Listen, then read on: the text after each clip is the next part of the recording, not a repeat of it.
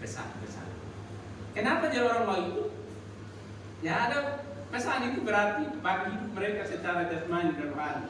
Entah kenapa mana kembali kita. Dulu nenek moyang dulu di sini dalam satu gereja di Kolana itu karena gara-gara itu. Tapi dia tidak mau di Gunung Batu. Gunung Batu itu ya Pak Tehu, Pak Musa dan berapa yang mungkin pernah naik, tapi saya tidak pernah naik. Tapi cerita yang menyakitkan. Bap Mama itulah. Ada beberapa peristiwa yang terjadi dalam kaitan dan pelayanan ini. Ternyata kita bahwa Yesus tidak hanya memberi mereka pemberitaan firman Allah tentang keselamatan di surga.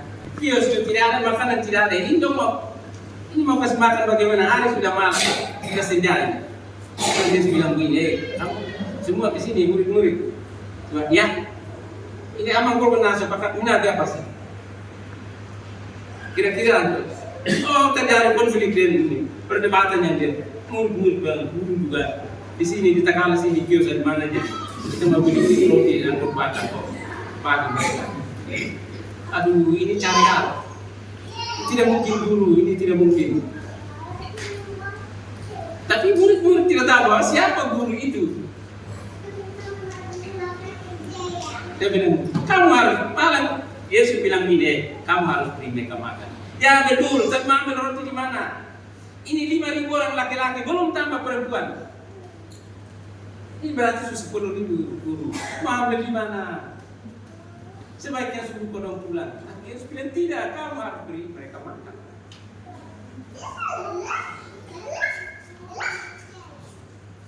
Nah, singkat cerita bahwa kita makan ini selama ini juga tidak terlepas dari pertolongan campur tangan.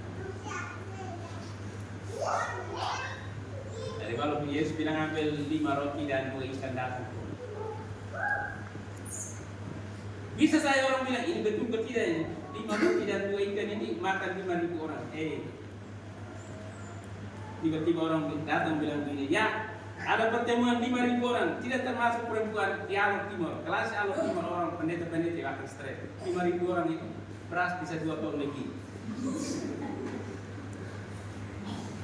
Tapi bukan itu, Bapak Mama. Yang kita bagaimana mau mengatasi persoalan itu? Kebesaran hati untuk melihat itu, bukan lihat itu dan stres. Kadang-kadang kalau sudah kita sudah stres, Mama sudah stres. Kalau kita nong kilo itu nggak, kamu harus bahasa salah itu. Berdoalah dan masak supaya 5 kilo itu menjadi makan 100 orang. Walaupun Mama dong bilang 1 kilo makan 5 orang.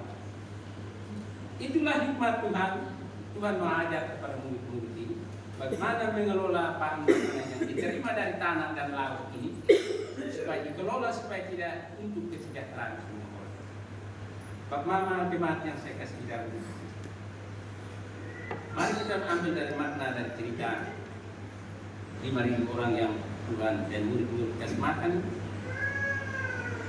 Dan bagaimana kita akan terlibat dalam pelayanan dalam situasi-situasi kekurangan dan keimpitan dan kesulitan di daerah-daerah yang tidak disurvive. Kita ambil hikmat, biar minum air kosong saya kepada yang punya ada dalam sejahtera.